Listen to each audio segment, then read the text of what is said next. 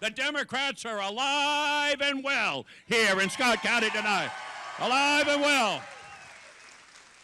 You got up this morning and said, we're going down there and hear the next president of the United States, John Kerry. That's what you said this morning. And that's why everyone is smiling.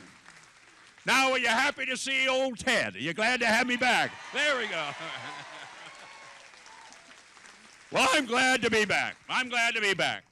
And let me just tell you, I'm honored to be back because I remember the very many times that I and the members of my family came to Iowa and the wonderful support that the people of Iowa gave, and also at the times when they were selecting Democratic delegates to the National Committee, how they responded.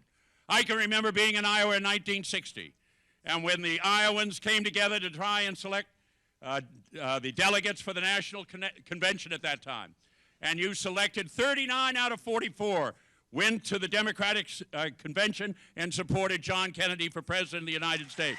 I remember that. And I remember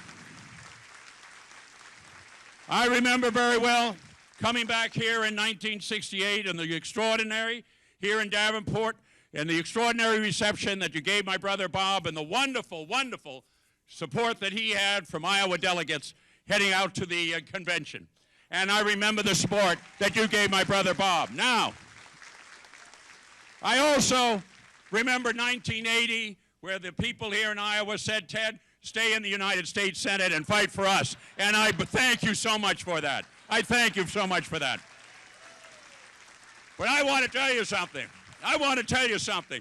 When you all go on out and get together and send those delegates in our next convention to Boston to vote for John Kerry, that'll be 3 out of 4, and I will forgive you. I will forgive you. I will love you for the rest of my life.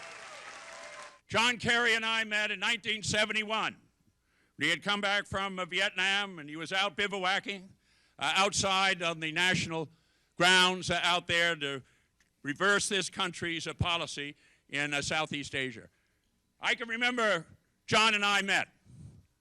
One of us was tall, thin, and had dark hair. That was me. Why are you laughing like that down there? You've been hard enough. No, I don't remember John, what he looked like then.